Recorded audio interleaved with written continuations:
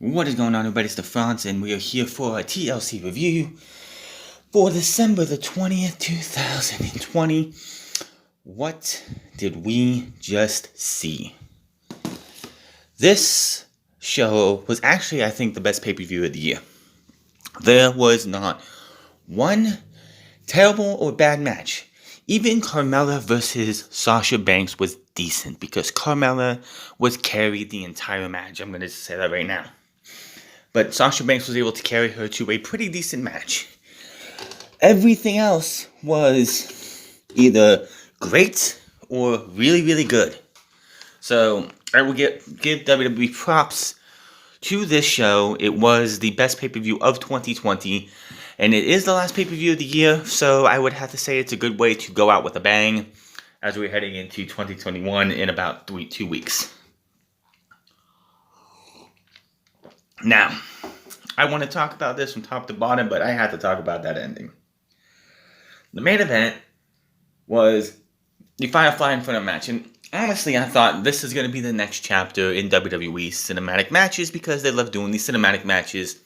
This wasn't going to take place in the Thunderdome. They were going to be somewhere else and have it done that way. But no.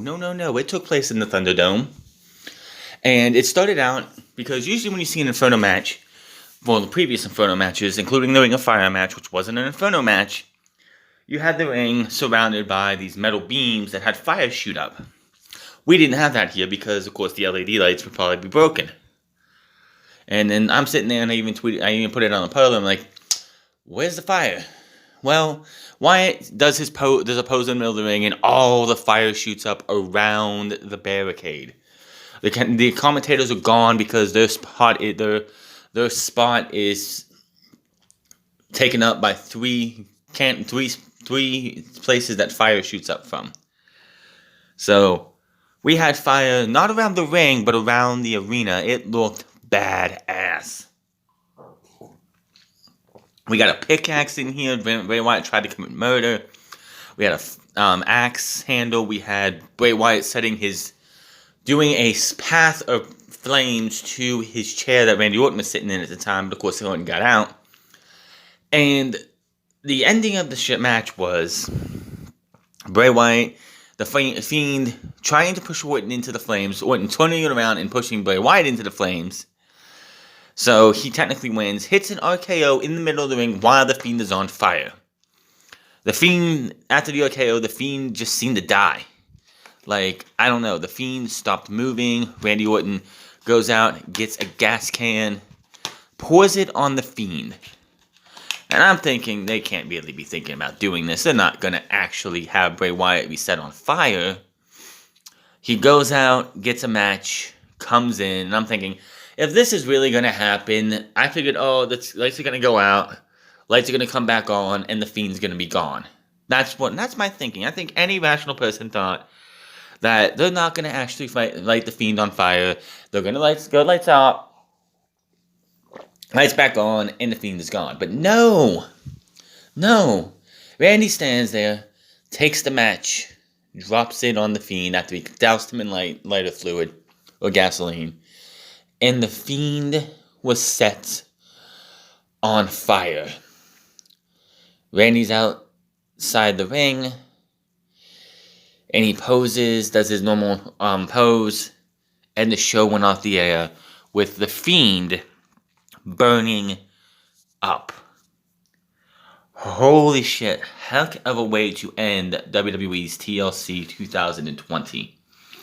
2 Brutal TLC matches, Tag Team Championships on the line, Women's Championships on the line, a obvious return in the Women's Tag Team title match, which also was a decent match. It wasn't, like I said, nothing on this show was terrible. Usually we have 1, maybe 2 matches that are good to great, and then the rest are just downright terrible. We didn't have that tonight. Tonight was actually the best pay-per-view, top to bottom, of the year. So, it's just like, that's burned in my skull, and it's going to be for life now. The fact that the Fiend, Bray Wyatt, was seen in the middle of the ring, just cooking like a marshmallow, put too close to the fire. Now, what probably happened is because what happened when he hit the RKO, and when he went to go get the gas, we got away from the ring for Bray Wyatt, and Randy Orton was there looking at the gas can. He took a little bit extra time, it felt like. So probably what happened is when he went out of the ring and we turned away, Bray Wyatt got out of the ring, and they brought in a mannequin that looked just like Bray Wyatt to put in the middle of the ring, douse in thing, and throw on flames. That's the only thing that I think they actually could have done. There is no fucking way Bray Wyatt was laying in the middle of the ring, actually put on fire. No. There's no way. So I think that's what happened, is that he was probably laying down by ringside, or rolling out and under the ring so we couldn't see him anymore. There's just no fucking way you're gonna have Bray Wyatt lit on fire, legitimately. But we'll get to that here in a bit. So we had the pre-show. We had a look at this match. Chad Gable, Otis, Daniel Bryan, and Big E versus Sami Zayn, Corbin, Shinsuke Nakamura, and Cesaro in an 8-man tag team match on the kickoff show.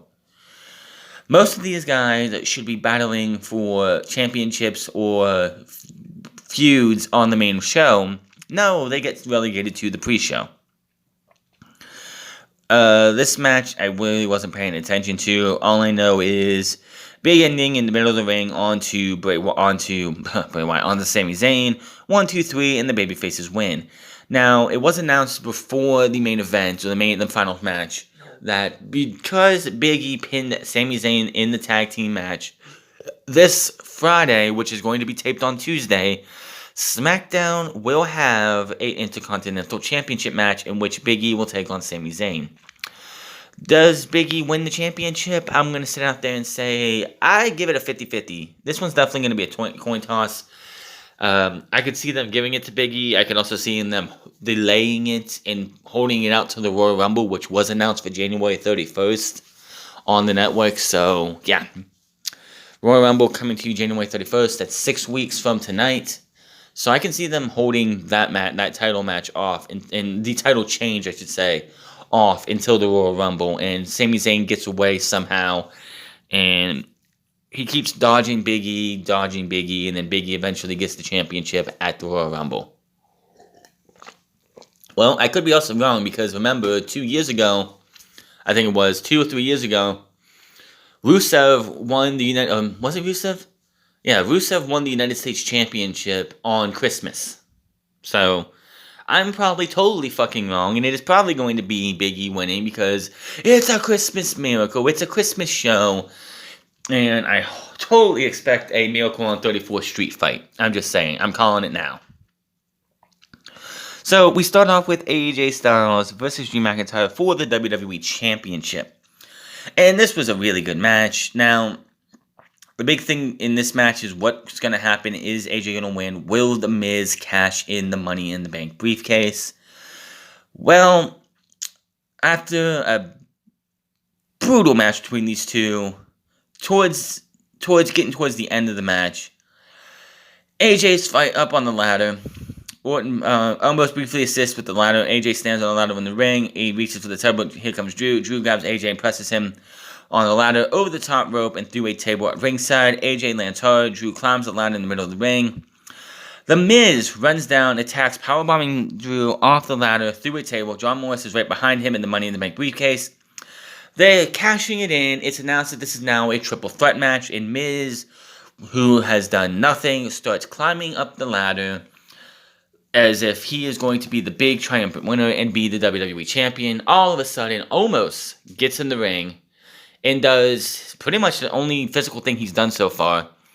Grabs Miz, holds him has him in his arms like Randy Orton had Alexa Bliss about 2-3 weeks ago, and just launches him out of the ring through a table. John Morrison takes offense to this, grabs a chair, whacks it on the back of Omos, and that chair just bends and breaks in a million pieces, it felt like. Like, that had to be the most gimmick chair ever, because he hits Omos in the back, and it just folds to Omos' body. Holy shit. So, he chases John Morrison off. So, it's a big 3-on-1. It's a triple threat match now. Match comes to an end with having all three men on two different ladders. Randy Orton. I'm sorry, Randy Orton. I still have that. I'm gonna probably say Orton and Fiend a lot tonight because just how fucked up that match ended. But Miz is perfectly fine, except for of course going through the ladder. His back might be a little messed up now. The knee of AJ Styles gets fucked up. Drew McIntyre has a messed up knee too. Everyone's fighting. Drew McIntyre ends up knocking AJ to the outside, hits Miz with the Claymore, gets up with one knee as slowly as possible, hops up the ring on the bad leg and retrieves the belt to retain the title. And Drew McIntyre is still your WWE champion, but the Money in the Bank needs to be canceled. This year's Money in the Bank briefcase holders were Asuka and Otis at Money in the Bank. Asuka's Money in the Bank briefcase was actually for the Women's Championship, which I still think was a shitty fucking tactic. Should have just had Shayna Baszler win the fucking title at WrestleMania, and we would have moved on from there. Otis won the thing, didn't do jack shit for months because of COVID and other reasons. Miz wins it at Hell in a Cell thanks to Tucker. Where the fuck is Tucker been? Oh, that's right, he's a jobber now. You're going to have The Miz win this thing, win Money in the Bank briefcase, only to cash it in and fail. End the Money in the Bank. It is done. The concept is past repair. It kind of went downhill a couple years ago when Braun Strowman was Money in the Bank briefcase holder. Turned heel, cashed in at Hell in a Cell. And his match ended in a no contest, which was a Hell in a Cell match. That was 2 years ago. So, I do not want to see Money in the Bank in 2021. They've killed this concept. Vince McMahon has killed a creation.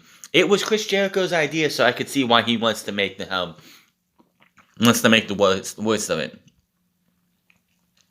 Caleb Braxton's backstage with Paul Heyman. He talks about tonight's Universal title match. He says he likes the destruction and car crashes of NASCAR. And that's why he loves WWE. He goes in and says someone will get hurt tonight, and that someone is Kevin Owens at the hands of the Tribal Chief. That's not a prediction. That's a spoiler. SmackDown Women's title match, Carmella versus Sasha Banks. Now, we did see this match 2 weeks ago. Last week on Friday Night SmackDown. Not this past Friday. But last week, and it was an average, boring match. And I'm going into this match thinking, I have no desire to see this match. Carmella is terrible in the ring still. Sasha did everything she could, and still, it was a bad match on Friday. This was better than expected. It was decent. I will say that right now. It was decent. Nothing special happened. I mean, the sommelier, I guess, is Reginald Tommy now or something. I don't give a shit about his damn name. And Carmella has the upper hand for a bit of the match. Sasha Banks fights back. Sasha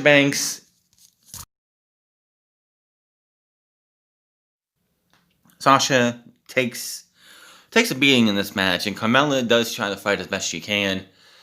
A lot of close calls in this match. I really thought they were gonna get the title to Carmella, which would have been an absolute fucking travesty. It's like, gee, Sasha Banks went from if Carmella would have won tonight. No, she did not win. Sasha Banks won in the end. If Carmella would have won tonight, it would have been like, great. Sasha Banks goes from no title defenses to defending the title one time and then losing. Well, I should say 2 times because she did defend the title last week on Friday, and it went to no disqualification. Went to a disqualification finish. It's just like, Sasha Banks needs to move on. Carmella gets it, like the sommelier gets involved again, pulling Carmella out of the bank statement. Sasha Banks takes him out. Couple super kicks. Carmella throws her into the ring. Looks like she's going to get the win. 2, can't believe it.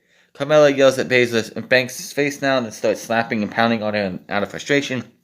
Banks blocks the face buster, applies the bank statement. Carmella taps out, and that is that. This is the one and only time Carmella gets a title shot. It was clean as a whistle. She did not have. There's no outs. There's no reason that Carmella should get another shot. There's literally anybody else. I would rather see Sasha Banks versus Natalya over this match again. Give me something else. Just saying. Okay. Asuka's backstage warming up as Billie Kay approaches and makes her pitch to be Asuka's partner. And Asuka's like, "You're not ready, and I already have the position filled." Raw Tag Team title match, The New Day versus The Hurt Business. Now, this was again another good match. The match starts off, and Cedric immediately charges Kofi, but Kofi levels him right with the right hand for a quick pin in a 2 count. And Cedric is getting dominated by the New Day early, and it's like, it's just the way the match was laid out. You could tell the Hurt Business was winning this match, and you knew the way the Hurt Business was gonna win this match. But yeah, New Day dominates for the vast majority of this match. Shelton eventually gets tagged in. He gets the upper hand for a bit. New Day gets it back. Shelton it's pretty much a 2-on-1 for the majority of the matches. The New Day has kept one member of the Hurt Business down on the floor most of the time. Kofi goes up top, but Shelton rocks him and climbs up. Kofi and Shelton tangle. Benjamin runs back and hits a big superplex. He's waiting for Kofi to get up and can't get. Just waiting. He's just waiting in the corner. Cedric finally composes himself, tags himself in. Shelton's like, "What the fuck? I have him. What the fuck?" Lumbar check 1, 2, 3, and the New Day are finally defeated. Their title reign is over, and the New Day and the Hurt Business are your new Raw Tag Team Champions. This needed to happen. The New Day have had the titles 10 times, and the recent title change was a title swap with the Street Profits. They didn't even earn the Raw Tag Team titles. They would just swap them because they were the SmackDown Tag Team Champions. It was fucking stupid. So, it's time to see what the Hurt Business can do. It's been 17 years since Shelton Benjamin has held the Tag Team Champions of any kind in WWE. So, for him to come in here and win these with Cedric Alexander, that's great. Cedric gets his first piece of main roster gold, I believe. Was he a U.S. champion? I believe he was a U.S. champion, or no. But yeah, he gets himself a piece of Tag Team gold in WWE. Congratulations to them. Hope they have themselves a nice title reign. But of course, the only other team on Raw right now is the New Day. We get a plug for the Royal Rumble and the Slammy Awards. We get a replay of the Sammy Awards on SmackDown with Big E and them. Who gives a shit? We get a video package showing what led to Lana being pulled for tonight's Women's Tag Team title match. And we go to that match. It's the Women's Tag Team titles. Nia Jax versus Shayna Baszler versus Asuka and Charlotte Flair. I knew this on Monday. I knew it on Monday. I'm sitting there going, gee, I wonder who this is going to be. And I'm thinking, I was actually taking a minute to think who's going to be Asuka's partner. And then I'm like, of course it's going to be Charlotte. Charlotte has had some work done. She looks a lot better. Her section that looks like she got done, her chest looks a lot smaller. She got some reduction there. So she does look a little bit more legit instead of all plastic and everything. Maybe the Barbie doll effect is going away. Maybe her Barbie doll medicine's wearing off. I don't know. But yeah, we had Charlotte Flair coming back, and I'm thinking to myself, you don't really think they're going to lose, do you? Charlotte Flair's not going to lose her first night back. She's not going to lose to these two. And of course, it makes sense to have Charlotte in this match because who took Charlotte out back in the summer? Nia Jax. Nia Jax is in this match as one half of the Tag Team Champions going in. So, it only made sense to have Charlotte, nobody else. And the fact that WWE needs to have that notch on her belt. What's that notch you're asking about? Oh, it's the fact that Bayley and Sasha Banks, Bayley was the first ever Grand Slam champion in WWE for women. Sasha Banks was the second. Charlotte Flair is the third. She has to have that notch on her belt. You can't have WWE's women's division without Charlotte Flair having every type of accomplishment she can have. She's been at WrestleMania, defending the women's, winning the NXT Championship. She won the Royal Rumble, multiple-time Raw champion, multiple-time SmackDown champion. Tonight, she becomes the third ever Grand Slam champion, hitting national selection on Shayna Baszler to get the pin and the win. We saw, and another tell was the fact that they showed halfway through the match, hey, look who's watching in the back. It's the Nature Boy Ric Flair. Just have Shayna Baszler walk out there, lay down, and have Charlotte Flair pin her for fuck's sake. It was so obvious from that point that, yeah, they're going to win. Now, they could have done something where it was like Charlotte Flair makes her return, but immediately turns heel halfway through this match, turning on Asuka, costing them the match, and then going for the Raw Women's Championship going into the Royal Rumble. But no, they went the other route and gave them the tag team titles. Not a surprise whatsoever. So, if you been paying attention to social media after this past Friday, Kayla Braxton put on her Instagram account a leaked audio of a parody, Sami Zayn parody, what's his name? No, Tom Cruise, that's right, Tom Cruise, who was caught on video, audio, blowing up on people for not wearing the mask for COVID. Well, in WWE's parody, it's him going off on his stagehand for the debacle of the Sami Awards and the fact that Big E was able to make himself Superstar of the Year. So, we heard that.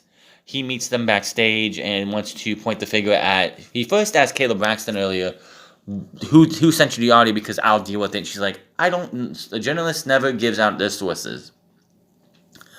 Well, if only journalism was a real thing in the world we live in today, but that's not.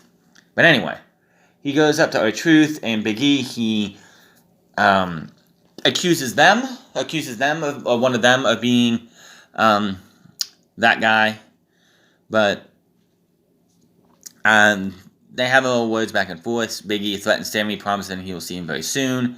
And we go to our semi-main event, TLC match, Universal Champion title match, Kevin Owens versus Roman Reigns. This match also, just like the tag team title match, started out quite quick. Roman's in the ring, he comes out first, and then Kevin Owens attacks him out of nowhere. And he is just a house of fire from the start. He beats the guy up. He beats him up. Corey Graves says this is the smartest thing Kevin Owens could have done, getting the drop on Roman Reigns. And then he's getting louder. Jey Uso comes in. He gets super kicked. And Kevin Owens just destroys Jey Uso. Jey Uso goes for a super kick, but Kevin Owens has a chair and just wallops his leg. Beats it down, smashes it, Pillmanizes his leg, which they kind of killed that later on in the match. I mean, he Pillmanized the leg, and then later on in the match, Jey Uso comes back and hardly sells the damn thing. Jey Uso should have not been able to put any weight on that leg, but, WWE talent don't know how to sell anymore. Very few know how to sell. So, Kevin Owens gets his ass kicked by Roman Reigns for a large portion of this match. After he Pillmanized Uso's leg, he was going to put him through the announce table. The referee stopped him. He goes to get back in the ring. Roman hits a drive-by, and it was Roman Reigns from then on for a good portion of this match. But the story of this match, as it is in my title on SmackDown this past week, Roman Reigns can't keep Kevin Owens down. He keeps trying. He keeps going, and Kevin Owens just keeps on getting up.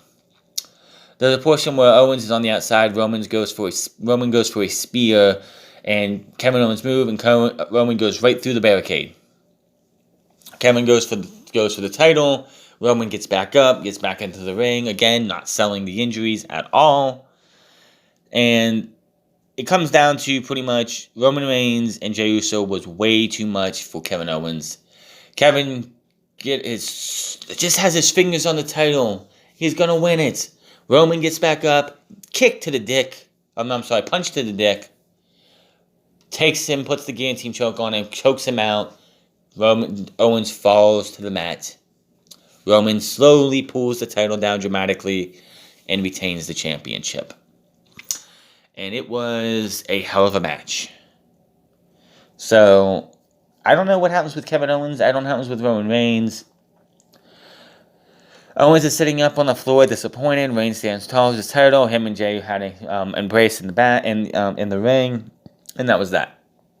After that, we come back to the announce table, and Big E is announced for his match against Sami Zayn on SmackDown this Friday, which again is going to be taped on Tuesday. They've already thrown out the invitations, put out the invitations for your seating in the Thunderdome for Tuesday, because they're going to be taping, because SmackDown is on Friday, and Friday is Christmas. And then we go to the main event, the Firefly Inferno match, and I'm sitting here like, what the fuck is a Firefly Inferno match? Well, apparently it's an Inferno match on acid. This was awesome. Like I said, I talked about at the beginning of the beginning of this review. Randy Orton and Bray Wyatt go out there for the first, I'd say, 3, 4, 5 minutes of this match. They wrestle a normal match. Bray Wyatt the Fiend laps everything off that Randy Orton does. He attacks him. He goes out. He hits him. He punches him. He kicks him. Whatever. He kicks him. And the Fiend just gets up and he's giggling, he's laughing, nothing's fazing this guy. And then when he gets Orton down, he comes back to the ring, puts his arms up, and the flames come up, and holy shit, did that look good. But I went over the rest of it. It was brutal. It was disturbing. The finish was absolutely disturbing. And this show goes off the air, like I said, with Randy Orton posing on the outside while Bray Wyatt's body burned. Again, I highly doubt that was actually Bray Wyatt. I'm pretty sure like I said, I think what they probably did and what I'm sure they did was Bray Wyatt lays in the ring after the RKO and he gets kicked over. Randy Orton goes out to get the cast can. He's looking at it for a minute. He's eyeing it. In this time, as he's leaving, Bray Wyatt rolls out of the ring. Him or a bunch of stagehands get a dummy version of Bray Wyatt into the ring. Which, you can't say, the people in the Thunderdome could see it from their view. No. When you're watching from the Thunderdome, you don't actually see from the vantage point of where you're sitting at. So, like, if you're dead set in the middle of the Thunderdome, you don't see the wrestling match from that ring. No. Because I've been there for a minute. You see the live feed, at least that's my experience you see the live feed that you would see on pay-per-view from your phone. They just put your face there. But, yeah, I just feel that that's what they did. They put a dummy there, and Bray Wyatt's not burned up, but a dummy version burned up. I have no idea. Whoever's booked that spot, you are a mad person. It was probably Vince McMahon. I would say, again, this was the best pay-per-view of the year. Definitely, was it a perfect show? Hell no. Never have a perfect show in WWE. I would give this a 8 out of 10. If I was rating this match like this here like that, 8 out of 10. Good matches top to bottom. Nothing was a bore fest or, man, this match sucks. WWE fucking sucks. None of that. There was some decent matches, and that was that. But that is your TLC review. Hit that subscribe button. Comment down below. Like or dislike this video. Find me on Twitter, Parler at The France Club. Find me on twitch.tv/The France Club. And find me on Instagram at The France Club. And I'll see you guys tomorrow for the fallout to this very disturbing ending to Monday Night Raw. And until then, my name is The France, and I'll see you guys later.